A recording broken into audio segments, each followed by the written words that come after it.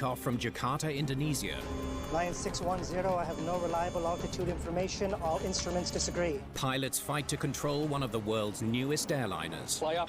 the Boeing MAX 8. They never really figured out what was going on. And end up crashing into the Java Sea. This was a very serious accident. What does the tracking data show? Investigators follow an erratic flight path. They're off course. There are altitudes all over the place. A history of maintenance issues. Did we have problems? We bet we did. And learn about a treacherous piece of hidden software. Looks like the MCAS kicked in. What's that? What they uncover shocks the world and grounds an entire fleet. The 737 MAX story will clearly be a watershed event in aviation history.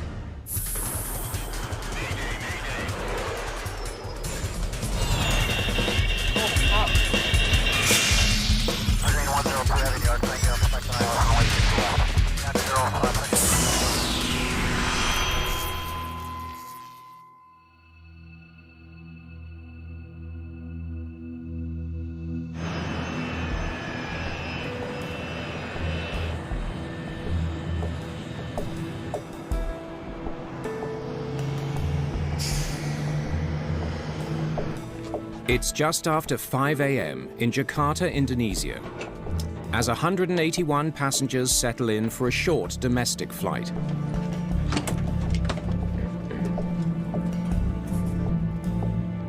In the cockpit, Fuel pumps? First Officer Harvino performs pre-flight procedures.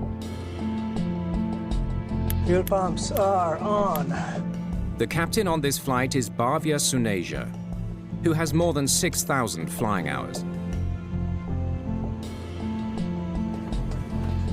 The passengers are on board the latest version of the renowned Boeing 737, known as the MAX 8.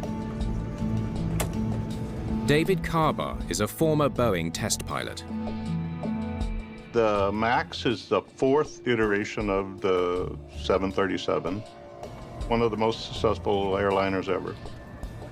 And it was basically born out of a need to improve efficiency and performance. The MAX 8 has quickly become Boeing's fastest-selling airplane, with more than 300 already in the skies and almost 5,000 in the order books. The one being used on today's flight was delivered to Lion Air 2 months ago. Line 610, you are cleared to runway 25 left via Sierra Charlie 1. Contact tower when you are in position. Line 610, cleared to runway 25 left via Sierra Charlie 1. All clear, no traffic. Let's run before takeoff. Flaps? Flaps 5. 5 indicated. Lion Air Flight 610 is a 90-minute journey from Jakarta over the Java Sea to Bangka Island. The low-cost airline operates hundreds of these short flights every day. Indonesia is the fourth most populous country in the world. And with 17,000 islands, you gotta have an easy way to do short-range transportation to get to those places. And the MAX is the ideal airplane for that kind of operation. Line 610, cleared for takeoff, runway 25, contact terminal east when airborne. Line 610, clear for takeoff.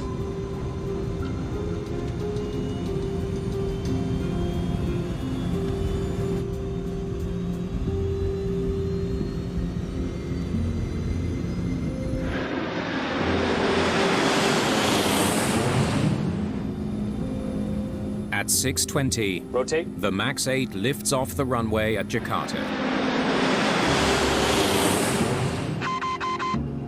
But immediately there's trouble. The captain's control yoke starts shaking, a warning that the plane is about to stall. Takeoff config. Okay, but what? The pilots can't identify the source of the problem. They have no choice but to continue climbing. The passengers are unaware that the pilots are dealing with anything unusual. Line 610, fly heading 248. That follows standard instrument departure. Lion Air 610. The air traffic controller has no idea that there's an issue in the cockpit.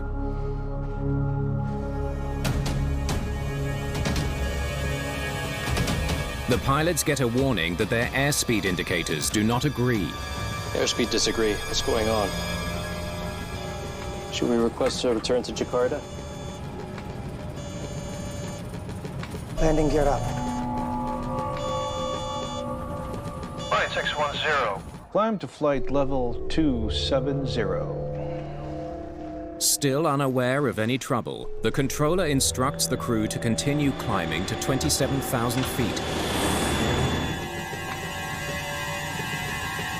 Altitude disagree. The first officer now notices that the altimeters also show conflicting readings. Acknowledged, altitude disagree. Line 610. Confirm our current altitude, please.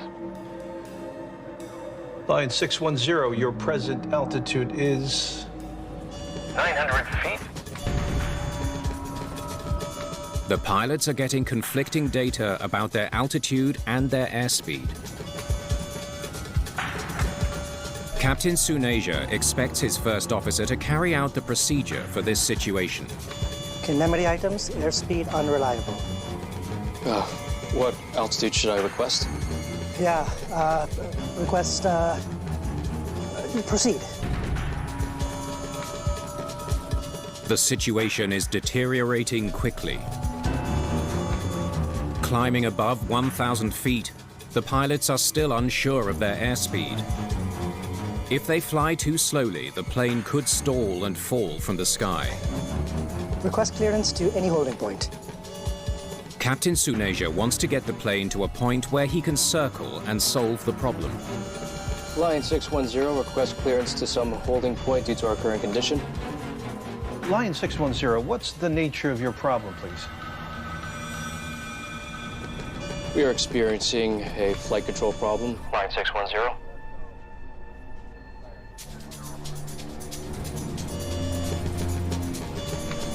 Where's the airspeed? There's no airspeed unreliable. It's there.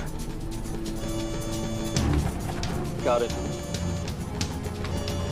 Autopilot if engaged, disengaged. Not every failure is a major emergency, and checklists are designed to grade or evaluate the severity of a system failure. So pilots are trained to methodically go through each step by step. Auto throttle if engaged, disengaged. Disengaged. But the checklist isn't helping. Okay. Now flying 5,000 feet above the sea, Captain Suneja struggles to keep the plane's nose up. Flight path vector may be unreliable. Line 610, turn right, heading 070 to avoid traffic ahead. Set the pitch attitude. Roger, heading 070.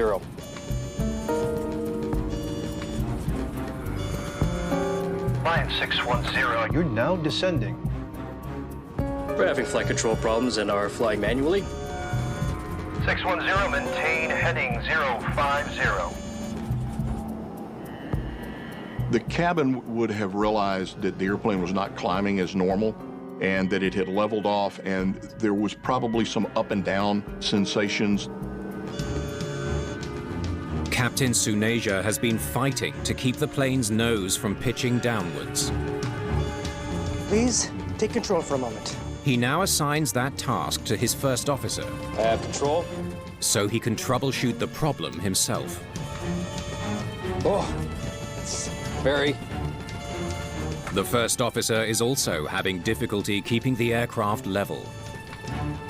There was a wide variety of problems that they had to sort out. And the first thing was what's common between all of these failures, because that's how you start to sort through the problems.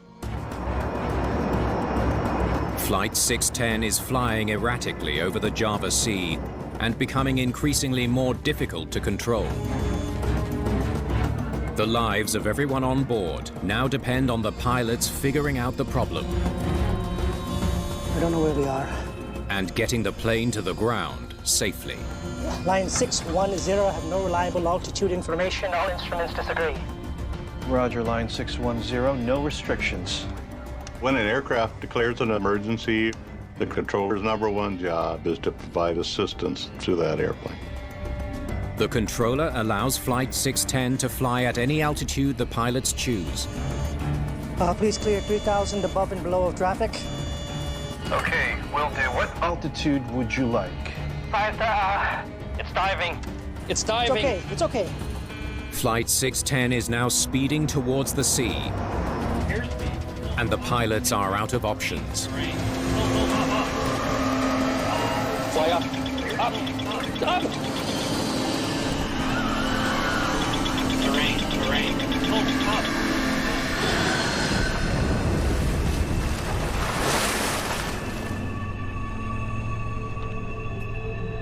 Lion 610 control. Lion Air 610 control. SteadyLink 882, please hold on current position. Do you have visual on Lion 610, a Boeing 737 MAX 8? Negative. No other planes in sight.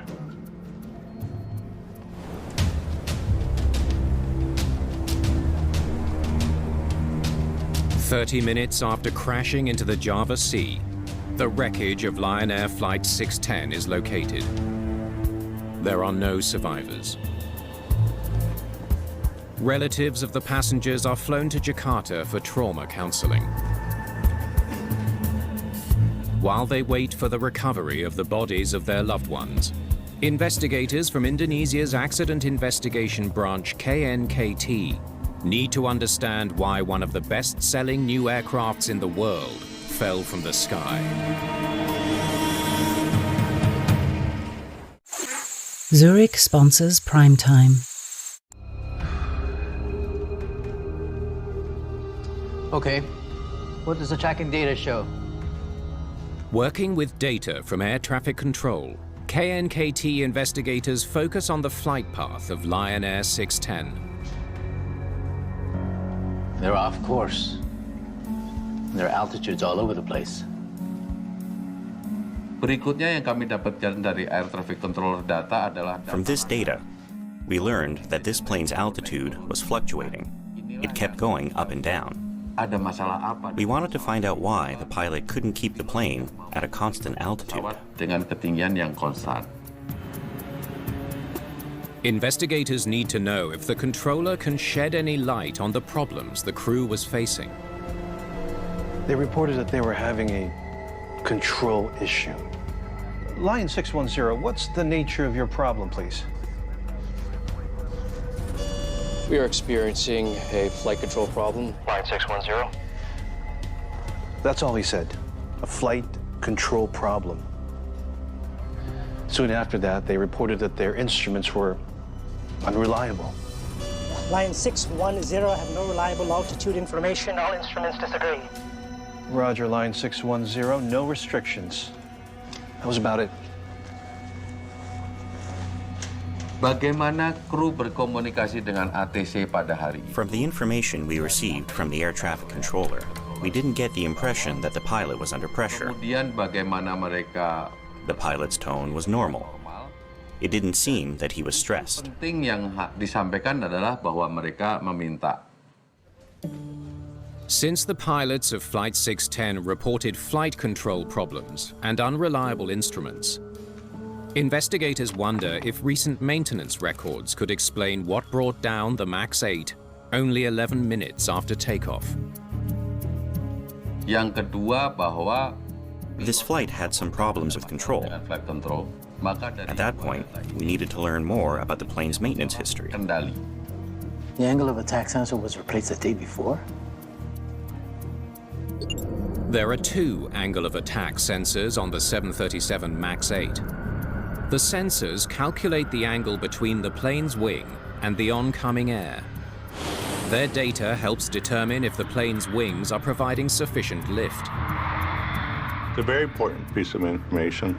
The pilots need to have some kind of warning that they are approaching stall, and so the angle of attack sensor is what gives that. For several days, the left side sensor had been giving faulty readings. It was finally replaced before the plane flew from Bali to Jakarta, one day before the accident. Investigators interview the crew who flew the same plane just hours before the crash to determine if there were any problems with the replacement sensor. Did we have problems? You bet we did. mengadakan wawancara. We conducted an interview with the crew of Flight 043. We learned from them that after takeoff, the crew was also having problems. Muncul mengalami beberapa kendala. What investigators hear next is chilling. The captain explains that when he lifted off from Bali, there were simultaneous warnings that his airspeed and altitude indicators had failed. Airspeed disagree, altitude disagree. A few seconds later, the MAX 8 stick shaker activated, indicating that a stall was imminent. Keep climbing. You're up. All the modern airliners have 3 sets of independently powered essential flight instruments, airspeed and altitude, and also the attitude of the airplane. If there is a discrepancy, you can determine which is providing inaccurate data. Your instruments are correct. You have control. The failure was on my side, so I handed off. Flaps up. The captain adjusts his faulty instruments so they display data from the first officer's side. We're diving. Pitch up. Keep trimming. That's when the plane started diving, over and over. The captain reports that the plane began a series of uncommanded dives. Use your trim. That's it. In order to keep the plane climbing at a constant angle, the pilots set the position of their horizontal stabilizer at takeoff and make minor adjustments during the flight. That's called trim. Trim can either be adjusted by the autopilot or manually by the crew. But every time the first officer tries to trim the nose up, the automated system pushes it back down. The first officer is finding it almost impossible to keep the plane climbing. The trim system on a modern jet has to be very powerful. The trim in many cases is actually more powerful than the control column. For some reason, the MAX 8 stabilizer continues to move independently, pushing the plane's nose down despite the first officer's commands. Let's see what's in the book. When the automated system moves the stabilizer, it also spins a large wheel that's located between the two pilots. This tells them that the system is adjusting the trim on its own.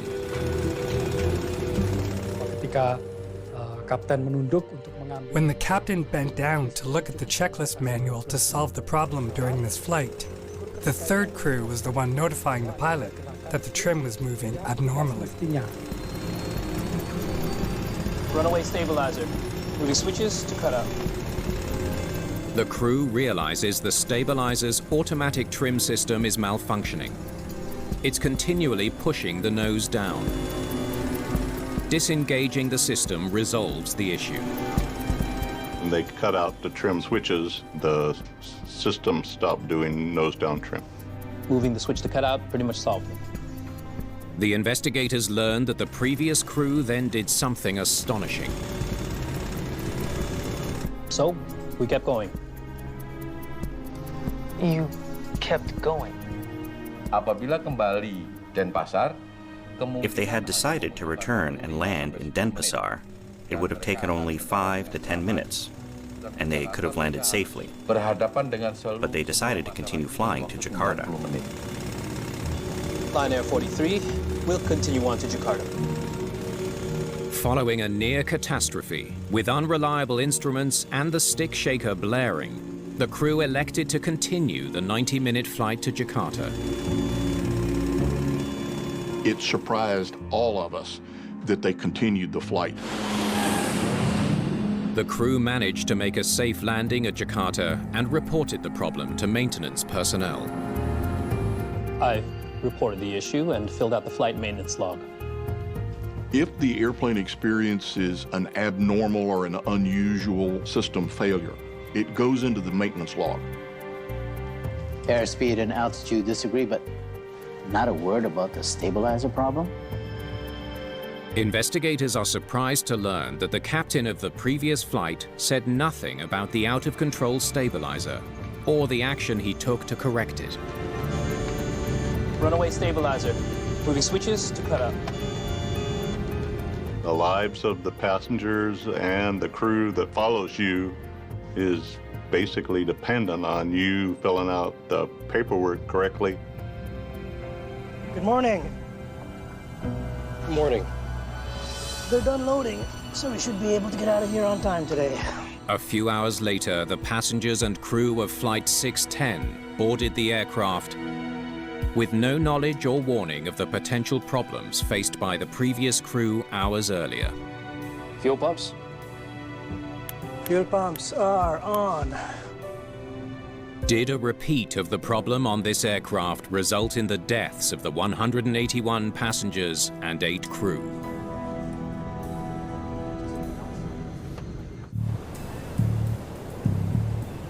It takes 3 days for search and rescue teams to lock on to the signal coming from the MAX 8's flight data recorder.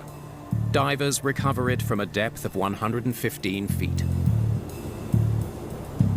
The recorder has preserved data from the accident flight and 18 previous flights, covering almost 1,800 different parameters. Master caution goes off as soon as they leave the ground, probably because airspeed and altitude don't agree. Stick shaker activates here. The data shows a repeat of the problem on the previous flight. Faulty readings caused by a discrepancy between the left and right angle of attack sensors. Dari data flight data recorder yang kami dapatkan. From the FDR data we received, we learned that this plane had faulty angle of attack readings that affected both flights similarly. Dua penerbangan ini sangat mirip. Left and right angle of attack values are off by 21 degrees for the entire flight. Hingga kami mencurigai apakah We suspected the new angle of attack sensor installed in Bali was either faulty or the installation process was done incorrectly. yang tidak sesuai. The mechanic who replaced the sensor before the flight from Bali to Jakarta failed to ensure it was calibrated, which resulted in faulty readings. There's a procedure that would have shown it was erroneous and that it was bad. They signed off that they did it. They could not have done it. On the MAX 8, the angle of attack sensor doesn't just measure the airplane's angle. Altitude disagree. It helps calculate precise airspeed and altitude. That explains why airspeed and altitude disagreed throughout the whole flight. The malfunctioning sensor on the captain's side resulted in a difference between the left and right side speed and altitude displays. Then there's this. The data clearly shows that for every nose-up trim input, there was a corresponding automatic nose-down trim input. Sounds like what the crew of Flight 43 described. The data shows investigators that for some reason, the plane's automated trim system was repeatedly dropping the plane's nose while the pilots fought to lift it. 26 separate nose-down commands. This doesn't look like a runaway stabilizer to me. Runaway stabilizer is a common malfunction of the trim system, usually resulting in one continuous uncommanded movement of the stabilizer. NTSB juga membawa tim dari The NTSB brought a representative from Boeing to help us in our investigation. We asked him to explain why, in both Flight 610 and 043, the same plane continued to pitch down. pesawat ini terus-terusan menunduk. We're trying to understand these automatic inputs. Looks like the MCAS kicked in. What's that? Boeing points to an obscure automated system known as MCAS, the Maneuvering Characteristics Augmentation System. Itulah pertama kali kita. That's when we first learned about the MCAS. To understand what could have caused the crash of Flight 610, investigators need to go back 7 years to 2011, when Boeing first announced the development of the MAX 8. The 737 MAX was basically born out of a need to improve the performance and sales of the 737.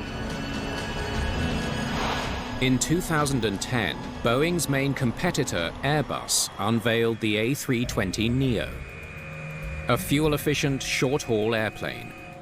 It was an immediate hit with airlines at a time of rising fuel costs.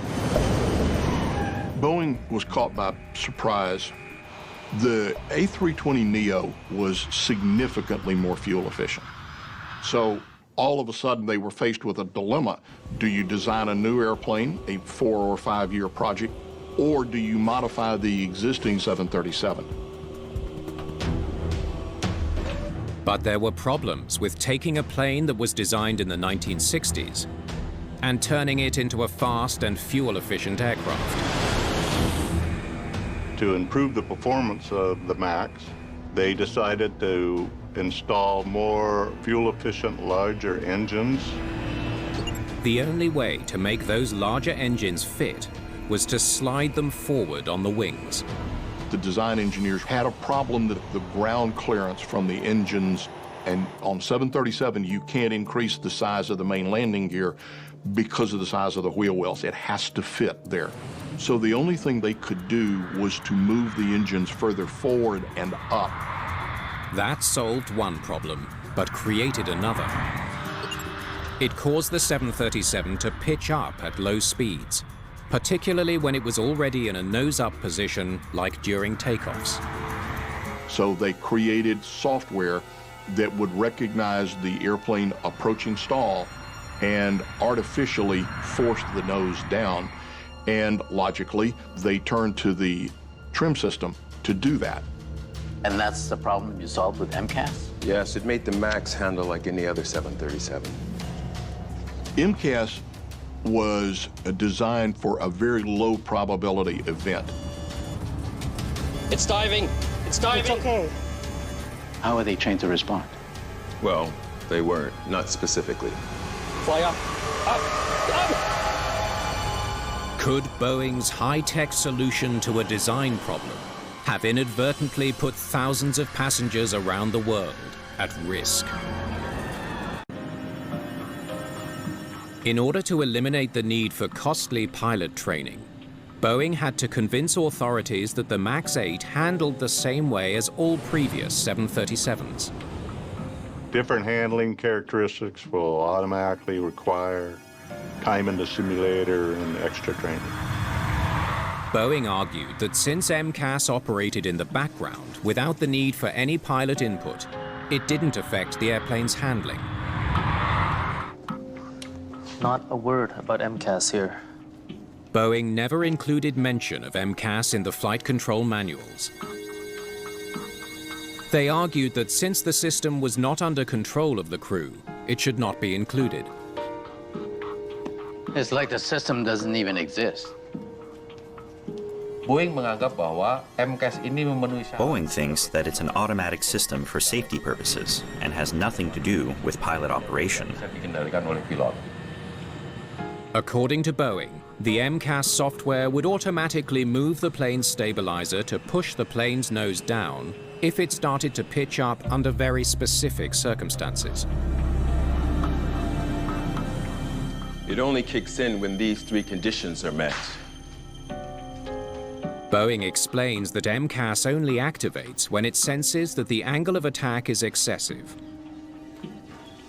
when the autopilot is off, and when the flaps are retracted, an extremely rare combination. Professional pilots don't typically stall airplanes, so the likelihood of an MCAS activation was thought to be extremely low. This is the data from both flights. Tragically, the data shows that because of the faulty maintenance on the angle of attack sensor, Flight 610 ended up meeting all three conditions. Ini yang kemudian kita melihat bahwa The series of problems occurred when the left angle of attack sensor was replaced in Bali. sensor sebelah kiri di Bali. Investigators dig deeper into the data and discover the MCAS system had no failsafe.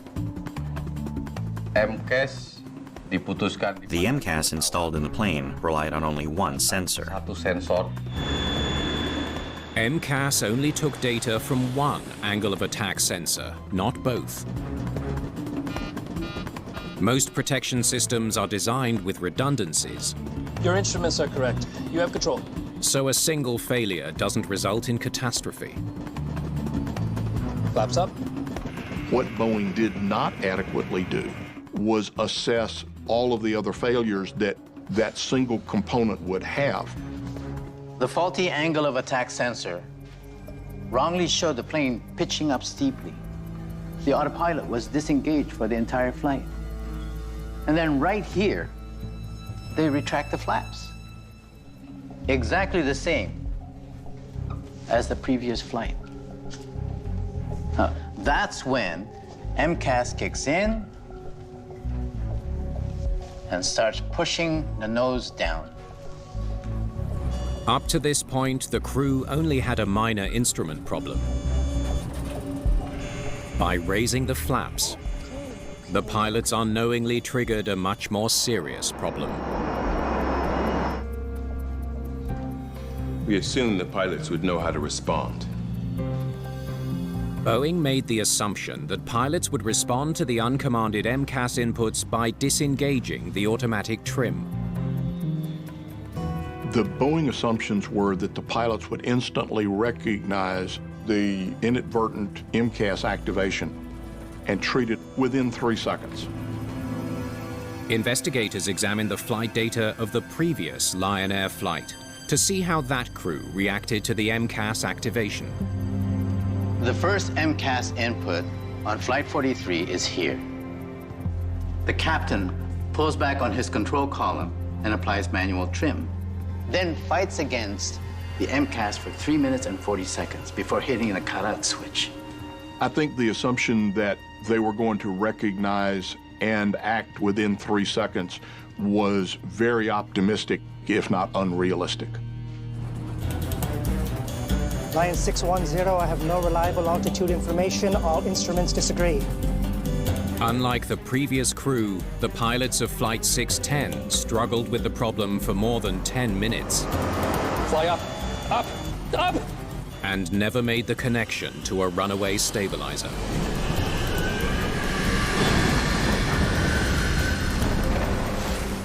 Investigators need to understand why two crews facing an identical problem reacted so differently. Investigators struggle to understand why the pilots of Lion Air Flight 610 lost control of the aircraft. After nearly 3 months of searching the ocean floor, the cockpit voice recorder is finally recovered and taken for analysis. The CVR was the key to our investigation. Together with the FDR data, the CVR could reveal all the mystery in our investigation. Seluruh rahasia mengenai investigasi ini. Line 610, cleared for takeoff. Investigators hope the recording will help to explain why the crew of Flight 610 couldn't identify the problem and take corrective action to fix it. Rotate. Takeoff config. Okay, but what? The faulty angle of attack sensor triggers a series of warnings as soon as the plane lifts off. Airspeed disagree. What's going on? Should we request a return to Jakarta? Landing gear up. Beberapa menit setelah After takeoff, the MCAS system was activated and their plane started to pitch down. The captain has noticed that the plane's stabilizer is now automatically trimming the nose down. and does what Boeing assumed he would. He pulls back on the control column and uses manual trim to counteract the computerized inputs. Okay. Boeing was right about that. But the captain never mentions the trim problem. He and his first officer are focused entirely on their faulty airspeed and altitude readings. Where's the airspeed? There's no airspeed on reliable. It's there. Got it. This is where we found significant differences between Flight 043 and 610. It takes First Officer Harvino nearly 2 minutes to locate the appropriate checklist for mismatched airspeed. I think the first officer was pretty well task saturated. And one of the things that task saturation does in humans, it limits our ability to communicate. We don't hear well and we don't verbalize things very well. Flaps up 4 degrees and 75% N1. There it is. When the automated trim system pushes the nose down, the large wheel makes a characteristic sound. When the trim wheel moves, it makes a sound like a freight train. It's meant to be noticeable. Following a reliable. Attitude. N1. Ground speed. Check. They still don't notice it. Wrong about that. He didn't put it together that every time he trimmed up, the MCAS system was trimming it back down. 34 times. He applies nose-up trim 34 times and doesn't think to wonder why. They did not recognize the problem and take the corrective action Boeing predicted they would. In this particular case, Boeing made assumptions about design and pilot experience and training that didn't add up. Please take control for a moment. I have control. Investigators now hear another crucial difference between Flight 610 and the previous flight. That's it? Please take control? Not a word about the fact that he's had to make more than 30 trim inputs. I think the captain was very frustrated with the first officer. Oh, it's very... And I'm sure he didn't really want to hand it over to the first officer, but he felt that he needed to in order to figure out what was going on with the checklist. But because there's no mention of MCAS in the manual, there isn't a checklist for the crew to follow. It's diving! It's diving! Okay. With no warning from the captain about the need for repeated nose-up trim, the first officer quickly becomes overwhelmed. Sadly, this first officer was pretty well overwhelmed, and as the system trimmed the nose down, he was not nearly aggressive enough in responding to that. In Flight 610, the pilot didn't deactivate the automatic trim, and the plane's nose kept coming down because of the MCAS, and it didn't stop until the plane crashed. 1 minute after taking control, the first officer watches helplessly as the plane plunges towards the Java Sea. KNKT investigators discover that Boeing's assumptions of how pilots would recognize and overcome an uncommanded nose-down trim on the MAX 8 were fatally flawed.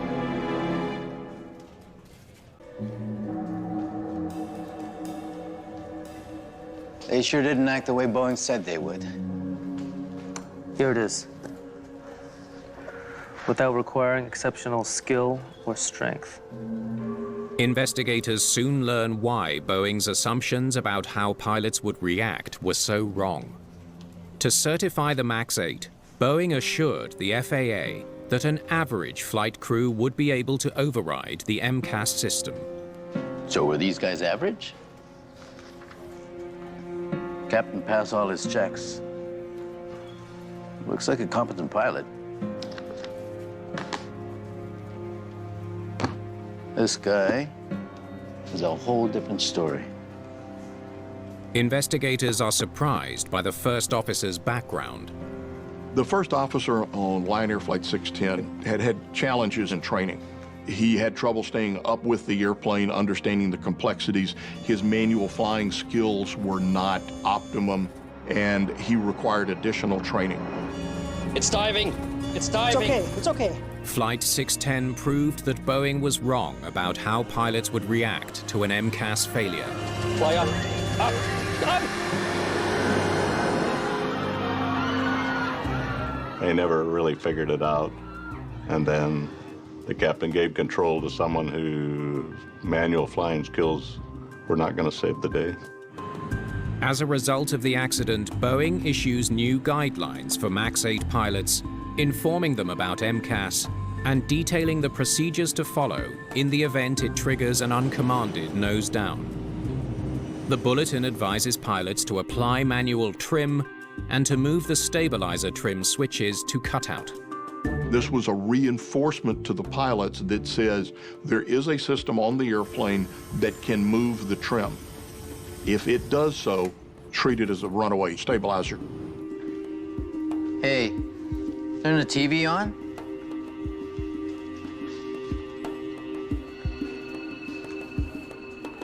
Our breaking news. An Ethiopian Airlines has crashed shortly after takeoff from Addis Ababa.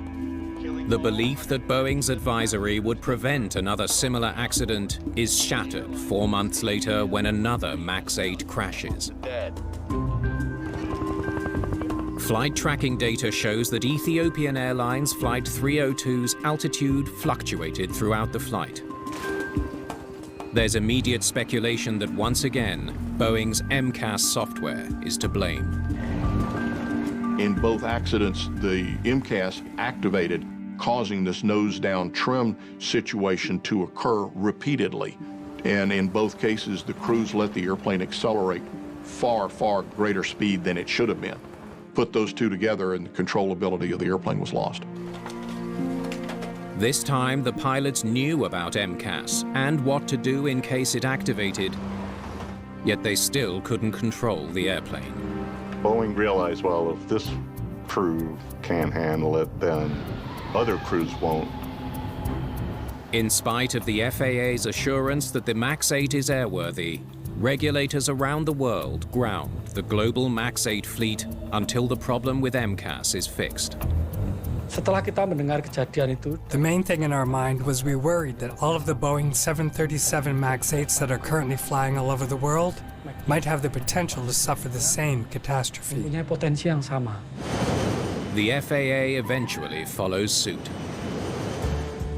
But our concern isn't with the mistakes that were... A U.S. congressional investigation determines that Boeing made faulty technical assumptions and errors in judgment, which led to these accidents. Didn't know about this is unacceptable.